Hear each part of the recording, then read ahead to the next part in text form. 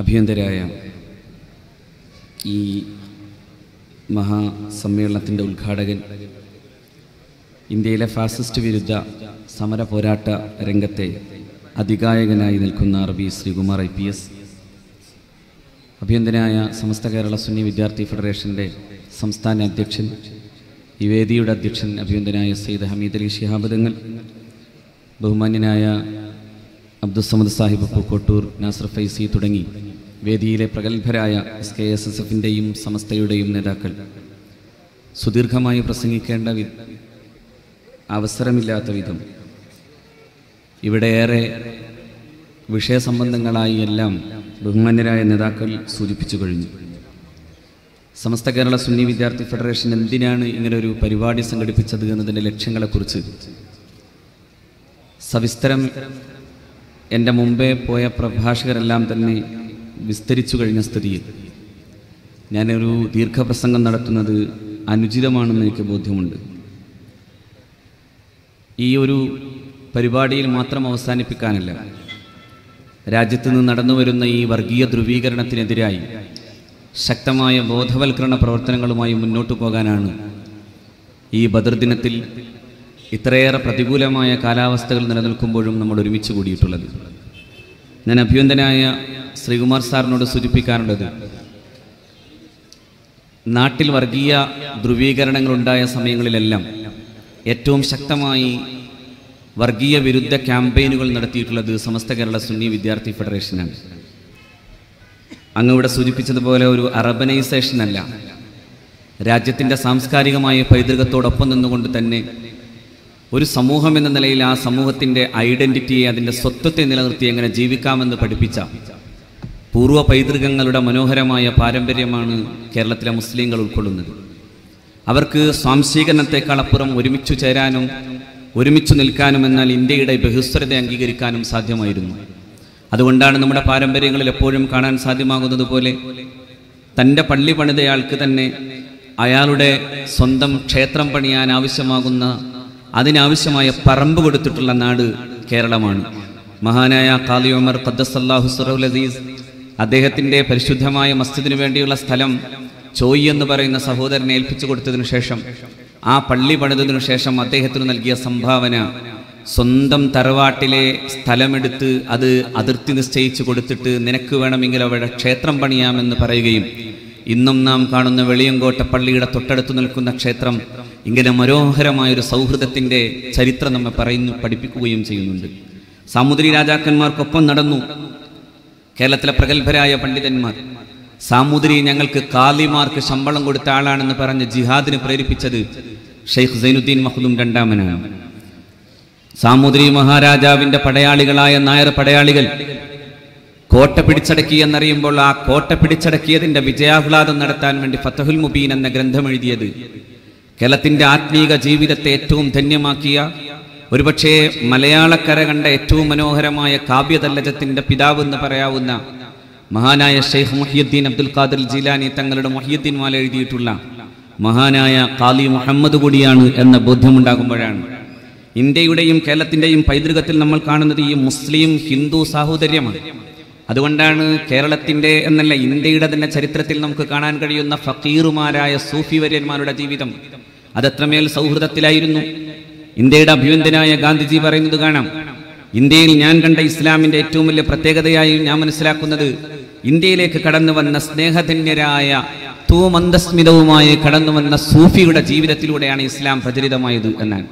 My association to the noblest Musliman has taught me that Islam has been spread not with sword but with the prayerful love of unbroken series of fakirs and Sufis. സൂഫിയുടെയും ഫക്കീറിന്റെയും അണമുറിയാത്തൊരു ശൃംഖലയുടെ സ്നേഹമന്ദസ്മിതമാണ് ഇന്ത്യയിലെ ഇസ്ലാമിക പ്രചാരത്തിന്റെ പ്രധാനപ്പെട്ട കാരണമെന്ന് ഗാന്ധിജി പറയുമ്പോൾ നമ്മൾ പഠിക്കേണ്ടത്, ഇന്ത്യയിലെ ഇസ്ലാം എന്നല്ല ലോകത്തെ തന്നെ ഇസ്ലാമിന്റെ ചരിത്രത്തിൽ നമുക്ക് കാണാൻ സാധ്യമാകുന്നത് ഈ സ്നേഹധന്യതയാണ്. ഇവിടെ ഈ അഭിയന്തനായ ശ്രീകുമാർ സാർ സൂചിപ്പിച്ച ചില കാര്യങ്ങളുണ്ട്, അത് ഞാൻ സൂചിപ്പിച്ചു പറയുന്നു. ഇവിടെ നിന്ന് ആടുമേക്കാൻ വേണ്ടി പോയവരാണ് ശ്രീകുമാർ സാറിനെ കൊണ്ട് ഈ പരിപാടി പറയിപ്പിച്ചത്. അത് SKSSF അല്ല, അത് സമസ്ത കേരള ജംഇയ്യത്തുൽ ഉലമയുടെയോ അല്ലെങ്കിൽ SKSFന്റെയോ പാരമ്പര്യമേ അല്ല. ഈ നാട്ടിൽ ഈ നാടിന്റെ ബഹുസ്വരതക്കം ജീവിച്ചുകൊണ്ട് തന്നെ ഇസ്ലാമികമായ ആധ്യാത്മികതയിൽ ജീവിക്കാൻ കഴിയുമെന്ന് പഠിപ്പിച്ചവരല്ലേ നമ്മുടെ നേതാക്കൾ. അതുകൊണ്ടല്ലേ വാഴക്കാട്ടെ മഹാനായ കണ്ണിയത്ത് അഹ്മദ് മുസ്ലിയാർ എന്ന് പറയുന്ന ശുദ്ധധന്യമായ സാത്വിക പാരമ്പര്യത്തിന്റെ ഏറ്റവും മനോഹരമായ ഉദാഹരണമായി നിൽക്കുന്ന മഹാനായ കണ്ണിയത്ത് അഹ്മദ് മുസ്ലിയാർ മഹാനവറുകൾ ഒരു തെറ്റും ഒരു കറാഹത്ത് പോലും ചെയ്തിട്ടില്ലെന്ന് ജീവിതം കൊണ്ട് തെളിയിച്ച മഹാനാണ്. പക്ഷെ ആ ജീവിതം ആ രീതിയിൽ ജീവിക്കുമ്പോൾ നമുക്ക് കാണാൻ സാധ്യമാകും അദ്ദേഹത്തിന്റെ വീട്ടിലേക്ക് പോകാനുള്ള ആവശ്യമാകുന്ന കാറ് പോകാനുള്ള വഴി കൊടുക്കാൻ തീരുമാനിക്കുന്നത് ആ നാട്ടിലെ ക്ഷേത്രഭാരവാഹികളാണ്. എനിക്കെന്റെ അനുഭവം കൊണ്ട് പറയാനാകും. ഞാൻ സംസ്കൃതം അദ്വൈത വേദാന്തം MA ചെയ്ത ആളാണ്. ഞാൻ അങ്ങനെ പറയാൻ പ്രധാനപ്പെട്ട കാരണം ഒന്നും തൊടാൻ പാടില്ല എന്ന് ഞങ്ങൾ ആരും അങ്ങനെ പറഞ്ഞിട്ടില്ല. ഞങ്ങൾ ഇതെല്ലാം ഉൾക്കൊള്ളാനും പഠിക്കാനും അന്വേഷിക്കാനും പോകുന്നവരാണ്. എൻ്റെ വിദ്യാർത്ഥികളെ ഞാൻ ഇന്ന് സംസ്കൃതം പഠിപ്പിക്കുന്നു. കേരളത്തിലെ ഏറ്റവും പ്രഗത്ഭനായ നാരായണ പിഷാരടി എന്ന് പറയുന്ന പ്രഗത്ഭനായ ഒരു മഹാപണ്ഡിതന്റെ അദ്ദേഹത്തിന്റെ ശിഷ്യനാണ് എൻ്റെ കുട്ടികൾക്ക് സംസ്കൃത അധ്യാപനത്തിന്റെ വ്യാകരണ പാഠങ്ങൾ പഠിപ്പിച്ചു കൊടുക്കുന്നത്. ഞാനതിൽ സ്വാഗതം ചെയ്തു പറയുന്നു. കാരണം ഒരു നാടിന്റെ സംസ്കാരം അറിയണം, ഒരു നാടിന്റെ മനസ്സറിയണം. ഒരു സമൂഹത്തിന്റെ ആത്മാവിനെ തിരിച്ചറിയുമ്പോൾ അവിടെ എന്താണെന്ന് മനസ്സിലാക്കാൻ സാധ്യമാകുമ്പോൾ നമുക്ക് ഒരുമിച്ച് പോകാൻ സാധ്യവും. അങ്ങനെ ഒരുമിച്ച് പോകണമെന്നുള്ളതിന്റെ യാഥാർത്ഥ്യം ഏറ്റവും കൂടുതൽ വിളിച്ചു പറഞ്ഞതാണ് സമസ്ത കേരള സുന്നി വിദ്യാർത്ഥി ഫെഡറേഷൻ. അതുകൊണ്ട് ഞാൻ എൻ്റെ അനുഭവത്തിൽ നിന്ന് പറയാം. ഒരിക്കൽ വിദ്യാപീഠം എന്ന് പറയുന്ന തന്ത്രവിദ്യാപീഠം എന്ന് പറയുന്ന ആലുവക്കടുത്തുള്ള ഒരു ഗ്രാമത്തിലെ ക്ഷേത്ര സംബന്ധിയായ ശാസ്ത്രം പഠിപ്പിക്കപ്പെടുന്ന തന്ത്രിമാരെ പടച്ചുവിടുന്ന സ്ഥാപനത്തിൽ ഒരിക്കൽ പോയി. ആ സ്ഥാപനത്തിന് മറ്റൊരു പ്രത്യേകതയുണ്ട്. അത് മാധവാചാര്യ എന്ന ഇന്ത്യയിലെ ഫാസിസ്റ്റ് ഐഡിയോളജിയുടെ ഫിലോസഫറായ മാധവാചാര്യ സ്ഥാപിച്ചതാണ്.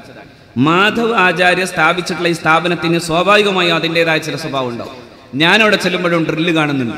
പക്ഷെ എന്നെ സ്വീകരിച്ചു കൊണ്ടുപോയി മാനേജർ അദ്ദേഹത്തിന്റെ ഓഫീസിലിരുത്തി. എന്നിട്ട് അദ്ദേഹം എന്നോട് കുശലാന്വേഷണത്തിന്റെ ഇടയിൽ ചോദിച്ചു, നിങ്ങൾ ഏത് സംഘടനയിൽ പ്രവർത്തിക്കുന്ന ആളാണ്? ഞാൻ പറഞ്ഞു, ഞാൻ സമസ്ത കേരള ജംഇയ്യത്തുൽ ഉലമയുടെ ഒരു വിനീത പ്രവർത്തകനാണ്. അദ്ദേഹത്തിന്റെ കണ്ണു നിറഞ്ഞു. അദ്ദേഹം പറഞ്ഞ ഒരു കാര്യമുണ്ട്, ഞാൻ കണ്ണിയത്ത് അഹ്മദ് മുസ്ലിയാരുടെ നാട്ടുകാരനാണ്, കണ്ണിയത്ത് ഉസ്താദിന്റെ നാട്ടുകാരനാണെന്ന് പറഞ്ഞിട്ട് ആ മനുഷ്യൻ പറഞ്ഞു, ഞങ്ങൾ ചെറുപ്പക്കാർ കണ്ണിയത്ത് ഉസ്താദ് നടന്നു വരുന്ന വരമ്പത്ത് നിന്ന് മാറാതിരിക്കാൻ വേണ്ടി പണിപെട്ടിട്ടുണ്ട്. പക്ഷേ ആ മനുഷ്യൻ വരുമ്പോ നമ്മൾ അറിയാതെ മാറിപ്പോകുന്ന ഒരു വല്ലാത്ത വ്യക്തിത്വ പ്രതിഭാസമായിരുന്നു കണ്ണിയത്ത് അഹ്മദ് മുസ്ലിയാർ എന്ന് പറയുന്നത്. ഇത്തരം സവിശേഷ പ്രാധാന്യമുള്ള ഒരു സ്ഥാപനത്തിന്റെ മാനേജറാണ്. എന്തേ അങ്ങനെ പറയാൻ കാരണം, ഇന്ത്യയുടെയും നാടിന്റെയും ബഹുസ്വരതക്കൊപ്പം ജീവിക്കാൻ കഴിയുന്നു നമുക്ക്. എന്നാൽ ഈ നാടിന്റെ ബഹുസ്വരതക്കൊപ്പം ജീവിക്കുമ്പോൾ തന്നെ ആ നാട്ടിന്റെ സംസ്കാരത്തോട് ആ രീതിയിൽ തന്നെയുള്ള ബന്ധം നിലനിർത്തുമ്പോഴും സ്വന്തം സംസ്കാരത്തിന്റെ സ്വത്വം നിലനിർത്താൻ നമ്മൾ തയ്യാറാണ്. ഇന്ത്യയിൽ അങ്ങനെ പാടില്ലെന്ന് പറയാനാകോ? അഭിനന്ദനായ ശ്രീകുമാർ സാർ സൂചിപ്പിച്ചല്ലോ, വിളക്ക് കൊളുത്തുന്നതിൽ കാര്യത്തിൽ നമുക്കാർക്കും തർക്കമൊന്നുമില്ല. പക്ഷെ വിളക്ക് ഏതെങ്കിലും ഒരു പ്രതീകമായും ഒരു പാരമ്പര്യവുമായും വരുമ്പോൾ ആ വിളക്ക് സംബന്ധമായി ഞങ്ങൾക്ക് ചില അഭിപ്രായങ്ങൾ ഉണ്ടാകാം. ആ അഭിപ്രായം പറയാനുള്ള സ്വാതന്ത്ര്യമാണ് ഇന്ത്യയുടെ ഭരണഘടന നൽകുന്നത്. ഞാൻ ഓർക്കുന്ന ഒരു case Emmanuel versus government of Kerala എന്ന കേസാണ്. ആ കേസ് ഇന്ത്യയുടെ സുപ്രീം കോടതിയിലെത്തിയതാണ്. ഇന്ത്യയുടെ സുപ്രീം കോടതിയിലെത്തിയപ്പോഴാണ് ഈ നാട്ടിലെ ഒരു സ്കൂളിൽ നാഷണൽ ആന്തം, അതായത് ദേശീയ ഗാനം ചൊല്ലില്ലെന്ന് പറഞ്ഞു യഹോവ സാക്ഷികളായ കുട്ടികൾ. അവർ പറഞ്ഞു, ഞങ്ങൾക്ക് ദേശീയ ഗാനം ചെല്ലാൻ കഴിയില്ല, ഞങ്ങളുടെ മതവിശ്വാസവുമായി ബന്ധപ്പെട്ടുകൊണ്ട് അത് പറ്റില്ല. സ്കൂൾ അധികൃതർ പുറത്താക്കി, ഗവൺമെന്റ് അതിന്റെ കൂടെ നിന്നു. പക്ഷേ ഇന്ത്യയുടെ പരമോന്നത നീതിപീഠത്തിന്റെ മുമ്പിൽ ചെന്നപ്പോ ആ കുട്ടികളുടെ കേസ് വിചാരം ചെയ്യുന്ന സമയത്ത് കോടതി പറഞ്ഞത് എന്തറിയോ? ഇന്ത്യ മഹാരാജ്യത്തിന്റെ ഭരണഘടനക്ക് വളരെ മനോഹരമായ ഒരു പാരമ്പര്യമുണ്ട്. അതിന്റെ 25-ാം article, all persons are equally entitled to freedom of conscience and the right freely to practice, profess and propagate religion. ഇന്ത്യയിൽ ജീവിക്കുന്ന ആർക്കും അവരുടെ മതം പ്രബോധനം ചെയ്യാൻ, പ്രഘോഷണം ചെയ്യാൻ, പ്രചരിപ്പിക്കാൻ, അതു സംബന്ധമായുള്ള പ്രാക്ടീസ്, അതു സംബന്ധമായി ആചാരം നടത്താനുള്ള സ്വാതന്ത്ര്യം ഇന്ത്യയുടെ ഭരണഘടന തന്നതാണ്. ഇന്ത്യയിലെ ഒരു ന്യൂനപക്ഷ വിഭാഗമാണെങ്കിൽ ആ വിഭാഗം ആളുകളെ സംബന്ധിച്ചിടത്തോളം അവർക്ക് പ്രത്യേകം ചില അവകാശങ്ങളും കൂടിയുണ്ട്. If there is any minority culture which wants to preserve its culture, script and language, the state shall not impose upon it any culture which may be locals or otherwise എന്ന് പറഞ്ഞു തരുന്നതാണ് ഇന്ത്യയുടെ ഭരണഘടന. ഈ രാജ്യത്തെ ഒരു ന്യൂനപക്ഷ സമൂഹം അല്ലെങ്കിൽ ന്യൂനപക്ഷ ഭാഷാ സംസ്കാരം അത് നിലനിൽക്കുന്നുവെങ്കിൽ അവർക്കുമേൽ വൈദേശികമോ സ്വദേശീയമോ ആയ ഒന്നും അടിച്ചേൽപ്പിക്കാൻ പാടില്ല എന്ന് പറയുന്നു ഈ രാജ്യത്തിന്റെ സംസ്കാരം, ഈ രാജ്യത്തിന്റെ ഭരണഘടന. അതുകൊണ്ട് തന്നെ ആ കൃത്യമായി അതിന്റെ ജഡ്ജ്മെന്റിൽ പറഞ്ഞു, ഈ കുട്ടികളുടെ അവകാശങ്ങളിൽപ്പെട്ടതാണ് അവർക്ക് മിണ്ടാതെ നിൽക്കാനും കഴിയുന്ന അവകാശം, മൗനമായി നിൽക്കാൻ, ഫ്രീഡം ഓഫ് എക്സ്പ്രഷൻ എന്ന് പറയുന്ന അഭിപ്രായ സ്വാതന്ത്ര്യത്തിന്റെ ഭാഗമായി അവർക്ക് മൗനമായി നിൽക്കാനുള്ള സ്വാതന്ത്ര്യമുണ്ട്. അതുകൊണ്ട് ഇന്ത്യയുടെ പാരമ്പര്യം എന്ന് പറയുന്നത്, ഇന്ത്യയുടെ ഭരണഘടന പഠിപ്പിക്കുന്നത് ഹാമണിയാണ്, ഇന്ത്യയുടെ പാരമ്പര്യം പഠിപ്പിക്കുന്നത് ഹാമണിയാണ്, ഇന്ത്യയുടെ ചരിത്രം പഠിപ്പിക്കുന്നത് ഹാമണിയാണ്. Let us not dilute it. അതിലൊരിക്കലും വെള്ളം ചേർക്കാൻ പാടില്ല എന്ന് പറയുകയായിരുന്നു ഇന്ത്യയുടെ സുപ്രീം കോടതി. ഇന്ത്യയുടെ സുപ്രീം കോടതിക്ക് അങ്ങനെ ഒരു പാരമ്പര്യമുണ്ട്, നമ്മുടെ കോടതികൾക്ക് അങ്ങനെ ഒരു പാരമ്പര്യമുണ്ട്. പക്ഷേ ദൗർഭാഗ്യവശാൽ പറയേണ്ടി വരുന്നത്, ഇന്ത്യയുടെ പരമോന്നതമായ നീതിപീഠങ്ങളിൽ, പ്രത്യേകിച്ചും സംസ്ഥാന തലങ്ങളിൽ നിൽക്കുന്ന ഹൈക്കോടതി എന്ന് പറയുന്ന വളരെ ആധികാരികമായ ശബ്ദം, അവിടെയാണ് ചിലർ പറയുന്നു പശു ദൈവമാണത്രേ, പശു മാതാവാണത്രേ. ഞാൻ പശു മാതാവാണെന്നതിന് ഞാൻ തർക്കം പറയുന്നില്ല, അത് ഏതെങ്കിലും ഒരു വിഭാഗം അങ്ങനെ വിശ്വസിക്കുന്നുവെന്ന് പറയുന്നതിന് നമുക്ക് തർക്കമില്ല. പക്ഷേ ഇന്ത്യയുടെ ഒരു കോൺസ്റ്റിറ്റ്യൂഷണൽ പോളിസിയുടെ ഭാഗമായി നിൽക്കുമ്പോൾ ഒരു രാജ്യത്ത് ഉത്തരവാദിത്തപ്പെട്ട ന്യായാധിപൻ ആ ന്യായപീഠത്തിൽ ഇരുന്നു കൊണ്ട് അങ്ങനെ പറയുകയും അതെന്റെ ആത്മാവിന്റെ വിളിയാണെന്ന് പറയുകയും ചെയ്താൽ എത്ര ഭീകരമായിരിക്കും രാജ്യത്തിന്റെ അവസ്ഥ? നിങ്ങൾ ആലോചിച്ച് നോക്കിയേ. ഞാൻ ഒരു ന്യായാധിപനായ ഒരു മുസ്ലിം പറയാണ് എന്റെ ഖുർആന്റെ വിളി പ്രകാരം ഞാൻ ഇന്നത് പറയുന്നു എന്ന് പറഞ്ഞാൽ, ഖുർആന്റെയോ അല്ലെങ്കിൽ ഗീതയുടെ വിളിയല്ലല്ലോ, അത് ഇന്ത്യൻ കോൺസ്റ്റിറ്റ്യൂഷൻ, ഇന്ത്യ മഹാരാജ്യത്തിന്റെ ഭരണഘടന എന്ന നിലയിൽ രാജ്യത്തിന്റെ ഭരണഘടനാ പ്രകാരമുള്ള വിധിയല്ലേ നടപ്പിലാക്കേണ്ടത്. ആ വിധി പ്രകാരം നടപ്പിലാക്കുമ്പോൾ നമ്മൾ ഒരിക്കലും അതിനോട് സമരസപ്പെടുകയല്ലാതെ നമ്മൾ ഒരിക്കലും അതിനോട് സമരം ചെയ്തില്ല. പക്ഷേ നീതിപൂർവകമല്ലെങ്കിൽ രാജ്യത്തിന്റെ നിയമത്തെ അനുസരിച്ചുകൊണ്ട് തന്നെ ആ നീതി നേടിയെടുക്കാൻ ഏതറ്റം വരെയും പോകാൻ ഞങ്ങൾ തയ്യാറാണ്. ഹാദിയയുടെ പ്രശ്നം വന്നു, നമ്മൾ പറയുന്നു ഒരേ സ്റ്റാൻഡിലാണ് ഞങ്ങൾ നിൽക്കുന്നത്, ഒരൊറ്റ സ്റ്റാൻഡിലാണ്. എന്താണത്? ഇന്ത്യയിലെ ന്യൂനപക്ഷ പ്രശ്നങ്ങളുടെ കാര്യത്തിൽ ഏറ്റവും കൂടുതൽ ശക്തമായ സ്റ്റെപ്പ് എടുത്തുള്ളത് സമസ്ത കേരള സുന്നി വിദ്യാർത്ഥി ഫെഡറേഷനാണ്, സമസ്ത കേരള ജമിയത്തുൽ ഉലമയാണ്. 2-3 വർഷങ്ങൾക്ക് മുമ്പ് PCMA വന്നു, prohibition of child marriage act. അഭിനന്ദനായ പാപ്പി മുസ്ലിയാർ എല്ലാ മതസംഘടനകളെയും വിളിച്ചു പറഞ്ഞു, ചില സാമൂഹികമായ പ്രശ്നങ്ങൾ വരുന്നുണ്ട്, ചില നിയമപരമായ പ്രശ്നങ്ങൾ വരുന്നുണ്ട്. ഈ വിഷയ സംബന്ധമായി രാജ്യത്തിന്റെ നിയമത്തിന്റെ അടിസ്ഥാനത്തിൽ നിന്നുകൊണ്ട് തന്നെ ന്യായമായ നീതി വ്യവഹാരവുമായി മുന്നോട്ട് പോകാൻ നാം തയ്യാറാകണം, ബോധവൽക്കരണം വേണം. നമ്മൾ ഒന്നിച്ചു നിന്നു. ജമാഅത്തെ ഇസ്ലാമി പറഞ്ഞു, ഇന്ത്യയിലെ പാർലമെന്ററി ജനാധിപത്യത്തിന്റെ മഹത്വത്തിന്റെ കൂടെയല്ലാതെ നമുക്ക് നിൽക്കാൻ പറ്റൂല. ഏത് ജനാധിപത്യം? ഒരു കാലത്ത് ജനാധിപത്യത്തെയും ഒരു കാലത്ത് മതേതര സംഹിതകളെയും മാറ്റി പറയുകയും നിഷേധിക്കുകയും നിരാകരിക്കുകയും ചെയ്തവർ. ഇവിടുത്തെ STP-കാരൻ പറഞ്ഞു അങ്ങനെ തന്നെ. പക്ഷേ സമസ്ത പറഞ്ഞു, രാജ്യത്തിന്റെ ഈ നീതിയുടെയും നിയമവ്യവസ്ഥയുടെയും ഉള്ളിൽ നിന്നുകൊണ്ട് തന്നെ ഈ ആക്ട് സംബന്ധമായ ചില നിയമപ്രശ്നങ്ങളുണ്ട്. നിയമപ്രശ്നമുണ്ടെന്ന് നമ്മളല്ല പറഞ്ഞത്, നമ്മൾ അങ്ങനെ പറയുമ്പോഴേക്കും ഹൈക്കോടതികൾ പറയാൻ തുടങ്ങി. രാജ്യത്തിന്റെ സുപ്രീം കോടതി പറഞ്ഞു, ഒരു സ്റ്റേറ്റ് ജാക്കറ്റ് ഫോർമുല പോലെ പെൺകുട്ടികളെ വിവാഹം കഴിച്ചു കൊടുക്കാൻ വേണ്ടി പ്രത്യേകമായ ഒരു പ്രായം കൊടുക്കുന്നത് അസാധ്യമാണെന്ന് ഇന്ത്യയുടെ നീതിപീഠം പറയുകയും ചെയ്തു. അങ്ങനെ പറയേണ്ടി വരുന്ന ഒരു അവസ്ഥയിലേക്ക് കാര്യങ്ങളെ ബോധവൽക്കരിക്കണമെന്നായിരുന്നു സമസ്ത കേരള ജമിയത്തുൽ ഉലമ. രണ്ടാമത് പ്രശ്നം വന്നു, ശരീഅത്ത് പ്രശ്നം. ശരീഅത്ത് പ്രശ്നം രണ്ടാമത് വന്നതല്ല, പലപ്പോഴും വന്നതാണ്. 85-ൽ വന്നതാണ്. അന്നും നമ്മൾ ഒരുമിച്ച് നിന്നു. ഇന്ത്യയിലെ മുസ്ലിം സമൂഹത്തിന്റെ വികാരത്തോടൊപ്പം നിൽക്കാൻ മഹാനായ ഗുലാം മഹ്മൂദ് ബനാത്വാല സാഹിബ് അന്ന് ഇന്ത്യയുടെ പാർലമെന്റിൽ നെഞ്ചലച്ച് അദ്ദേഹത്തിന്റെ പ്രസംഗം നടന്നു. ആ പ്രസംഗം നടന്നപ്പോഴാണ് രാജീവ് ഗാന്ധി പറഞ്ഞത്, അങ്ങയുടെ വികാരം ഇന്ത്യയുടെ മുസ്ലിങ്ങളുടെ വികാരമെങ്കിൽ ഞാനത് ഏറ്റെടുക്കും, ഞാൻ അങ്ങയുടെ ബില്ല് ഗവൺമെന്റിന്റെ ബില്ലാക്കി കൊണ്ടുവരും. അദ്ദേഹം കൊണ്ടുവന്ന ഒരു സ്വകാര്യ ബില്ലാണ്. ശരിക്കും പറഞ്ഞാൽ പിന്നെ മുസ്ലിം വിമൻ പ്രൊട്ടക്ഷൻ ആക്ട്. ആ ആക്ട് സംബന്ധമായിട്ടുള്ളതെല്ലാം വായിച്ചാൽ നമുക്കറിയാൻ സാധ്യമാവും, മുസ്ലിം പെൺകുട്ടിയുടെ അവകാശ സംരക്ഷണത്തിന് വേണ്ടിയായിരുന്നു അത്. അല്ലെങ്കിൽ മുസ്ലിം പെൺകുട്ടിയുടെ അവകാശ സംരക്ഷണത്തിന് ഇസ്ലാം എവിടെയാ തടസ്സം? 937-ലാണ് ഒരു പെൺകുട്ടി പഞ്ചാബിൽ, അവർ അന്നത്തെ ഇന്ത്യ ഭരണകൂടമാകുന്ന ബ്രിട്ടീഷ് ഇന്ത്യയിലെ കോടതിയിൽ ഒരു കേസ് കൊടുത്തു. ആ കേസിൽ അവർ പറഞ്ഞു, എന്റെ പിതാവിന്റെ സ്വത്തിൽ എനിക്ക് അവകാശമുണ്ട്. കോടതി പറഞ്ഞു, സാമ്പ്രദായികമായ പാരമ്പര്യാനുസൃതമായ നിയമപ്രകാരം അങ്ങനെ ഒന്നില്ല. ബ്രിട്ടീഷുകാർക്ക് കസ്റ്റംസേ അറിയുള്ളൂ. അവർ പറഞ്ഞു, പാരമ്പര്യാനുസൃതമായി അങ്ങനെ പിതാവിന്റെ സ്വത്തിൽ പെൺകുട്ടിക്ക് അവകാശമില്ല. ആ അവകാശം സ്ഥാപിച്ചു തരണമെന്ന് പറയാൻ ഇന്ത്യയിലെ മുസ്ലിം പണ്ഡിതന്മാരുടെ പ്രക്ഷോഭ പരിപാടികൾ വിജയിച്ചതിന്റെ ഭാഗമായിരുന്നു ശരീഅത്ത് ആപ്ലിക്കേഷൻ ആക്ട്. ഒരു മുസ്ലിം പെൺകുട്ടിയുടെ സ്വാതന്ത്ര്യ പ്രശ്നമായിരുന്നു. അവരുടെ പൈതൃക സ്വത്ത് അവൾക്ക് കിട്ടണമെന്ന് പറയാനായിരുന്നു. ഒരിക്കലും അത് ഇന്ത്യയിലെ ക്രിമിനൽ നിയമങ്ങളെ പൊളിച്ചെഴുതാനല്ല.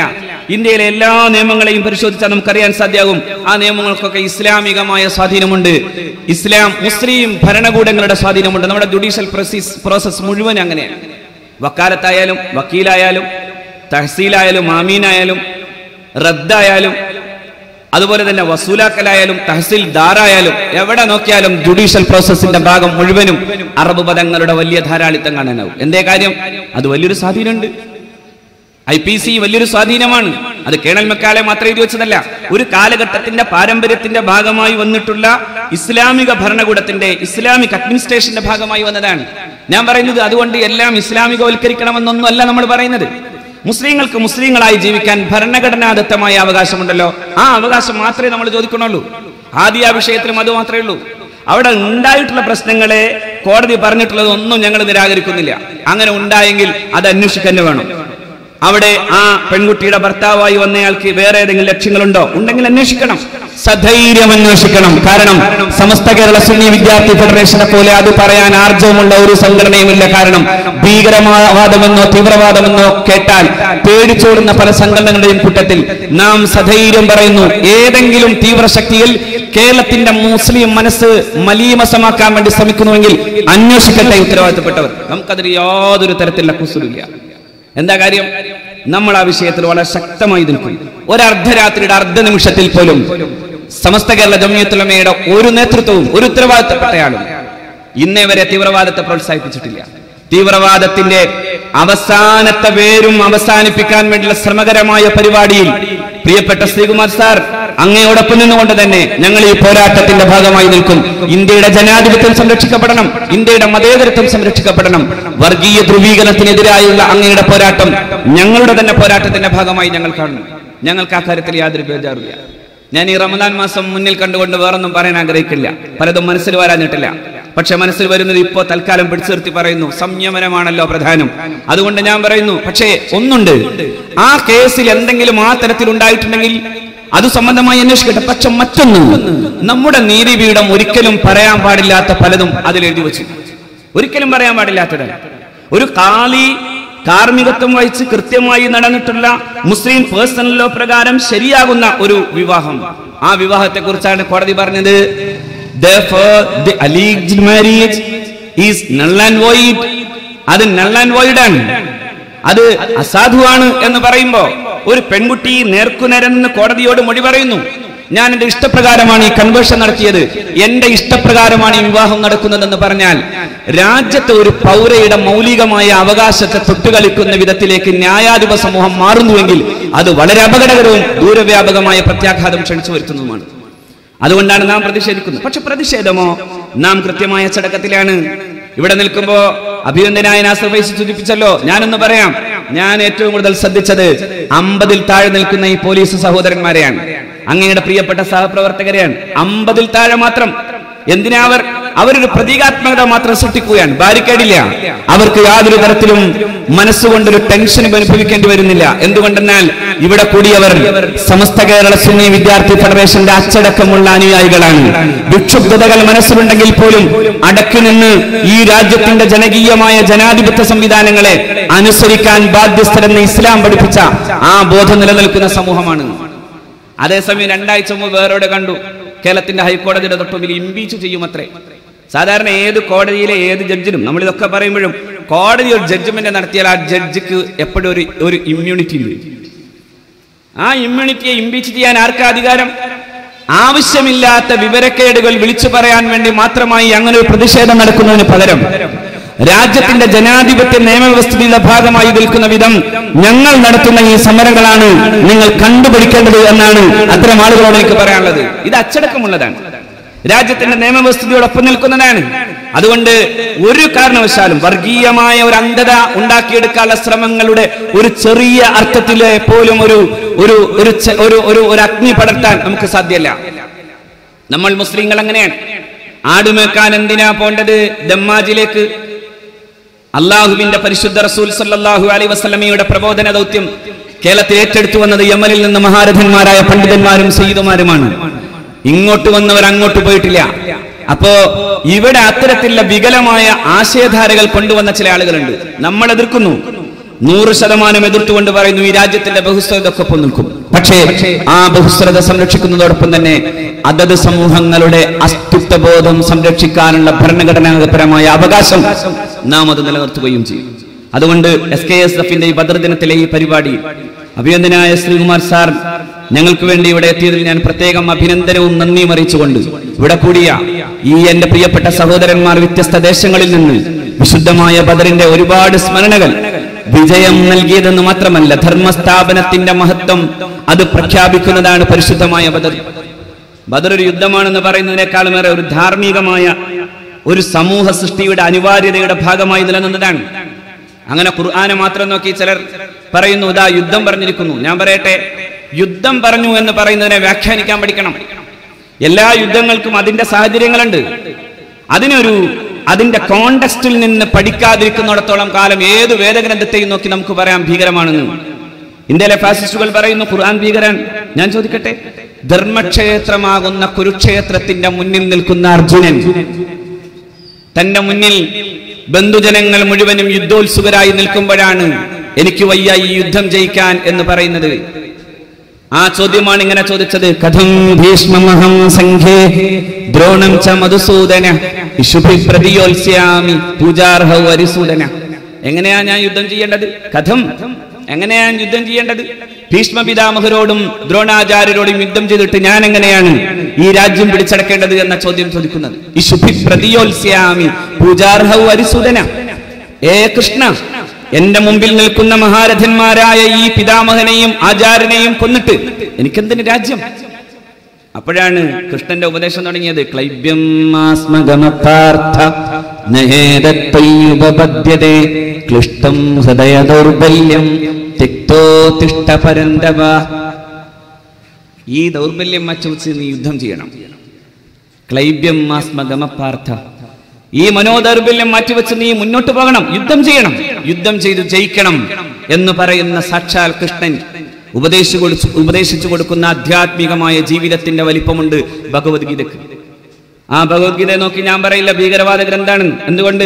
ഇന്ത്യ കണ്ട ഏറ്റവും മഹാനായ സഹിഷ്ണുതയുടെയും അഹിംസയുടെയും ജീവൽ രൂപമായി നിന്നിരുന്ന ഗാന്ധിജി നെഞ്ചടക്കി പിടിച്ച ഗ്രന്ഥം അത് ഭഗവത്ഗീതയാണ്. ആ ഭഗവത്ഗീതയെ അങ്ങനെ തള്ളി പറയാൻ കഴിയും? അതുകൊണ്ട് യഥാർത്ഥത്തിൽ പഠിക്കേണ്ടവൻ പഠിക്കേണ്ടിടത്തേക്ക് തന്നെ പോകട്ടെ. എല്ലാ ധർമ്മങ്ങളെയും ഒന്ന് പഠിക്കട്ടെ. ഇവിടെ അഭിനന്ദനായ നാസർ ഫൈസി സൂചിപ്പിച്ചല്ലോ, ഇന്ത്യയുടെ ദാർശനിക വൈപുല്യത്തെ ഒരു സാഗരം പോലെ കയ്യിൽ വെച്ച് ഒരു മഹാസാഗരം കമ്മണ്ടുലാക്കി കൊണ്ടു നടന്നിരുന്നൊരു മഹാസന്യാസിയാണ് ഇന്ത്യയുടെ സന്ദേശത്തെ ലോകത്തോളം വിളിച്ചു പറഞ്ഞിട്ടുള്ള വിവേകാനന്ദ സ്വാമിജി.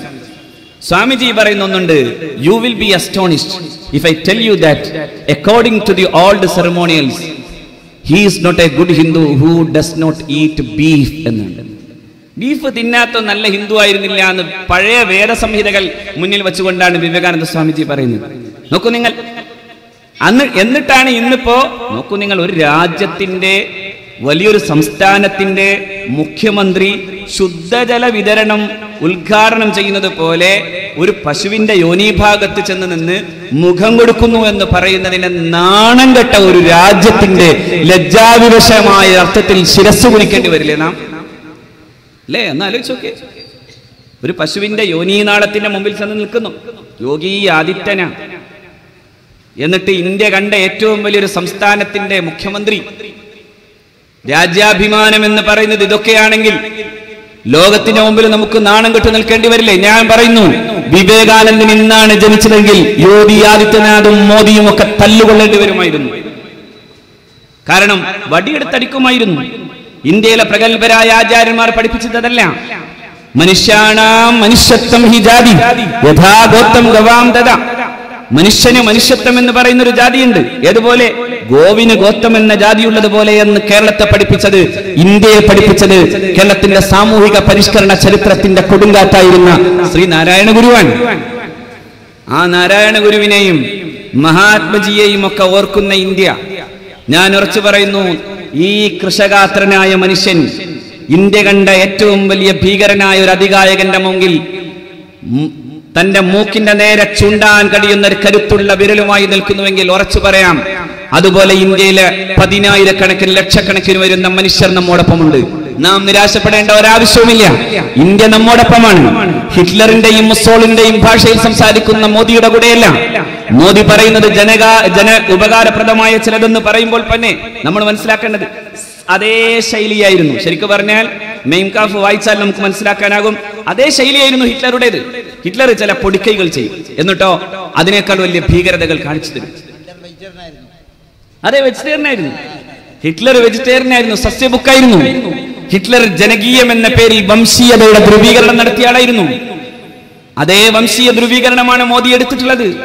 എന്നാലോ ഈ രാജ്യം വളരെയേറെ ഭീകരമാകുന്ന വിധം സാമ്പത്തികമായി നാം പിന്നോട്ട് പോകാണ്. ഇന്ത്യയുടെ മുൻ പ്രധാനമന്ത്രി പറഞ്ഞല്ലോ, അൺഓർഗനൈസ്ഡ് ലൂട്ട്. ഇതൊരു തരം സംഘടിതമായ കൊള്ളയാണ്. ഒരു കാലത്ത് 8.2 GDP റേറ്റിലേക്ക് ഇന്ത്യ കുതിച്ചു പോകുമ്പോ ഫാസ്റ്റസ്റ്റ് ഗ്രോവിംഗ് ഇക്കോണമിക് പവർ എന്ന് പറയുന്ന അർത്ഥത്തിലേക്ക് ഈ രാജ്യം മുന്നോട്ട് പോകുമ്പോഴാണ് ഇന്ന് 6.2 താഴോട്ട് പോകുന്നത്. ഇത് മറച്ചു വെക്കാനാണ് മോദി ഇപ്പൊ നാൽക്കാലി വിവാദം കൊണ്ടുവന്നത്. നാൽക്കാലികൾക്ക് മനസ്സിലാവില്ലെന്ന് വിചാരിച്ച് മനുഷ്യർക്ക് മനസ്സിലാകുമെന്ന് മോദിക്ക് മനസ്സിലാകാത്തതാണ് നാൽക്കാലിക്കൊപ്പം നിൽക്കുന്ന ഒരവസ്ഥയിലേക്ക് അദ്ദേഹത്തെ എത്തിച്ചത്. നാൽക്കാലിക്ക് മനസ്സിലാവില്ല, പക്ഷെ ഞങ്ങൾക്ക് മനസ്സിലാവും. എന്തിനാകും മോദി ഈ പരിപാടി തുടങ്ങിയത്? ഇന്ത്യയിലെ GDP റേറ്റ് ഭയാനകമാം വിധം താഴോട്ട് പോകുന്നു. ഇന്ത്യയുടെ ആഭ്യന്തര സാമ്പത്തികാവസ്ഥ തകർന്നടിയുന്നു. രാജ്യത്തിന്റെ നട്ടെല്ലൊടിയുന്നു. ആ നട്ടെല്ലൊടിയുന്നതിന് മുമ്പിൽ ഒരുതരം ഗിമ്മിക്ക് കാണിക്കാനാണ് മോദി ഇത്തരം പരിപാടികൾ ചെയ്യുന്നത്. ഭയക്കേണ്ടതില്ല. ധ്രുവീകരണങ്ങൾ ഉണ്ടാകുമ്പോൾ ഇതുപോലെ കുറെ മനുഷ്യരുണ്ട്. നമുക്ക് ഈ ഇത്തരം മനുഷ്യരുടെ കൈപിടിച്ചു നിൽക്കാം. അല്ലാഹു തൗഫീഖ് തരുമാറാകട്ടെ. വആഖിറു ദഅവാന അൽഹംദുലില്ലാഹി റബ്ബിൽ ആലമീൻ. അസ്സലാമു അലൈക്കും വറഹ്മത്തുള്ളാഹി.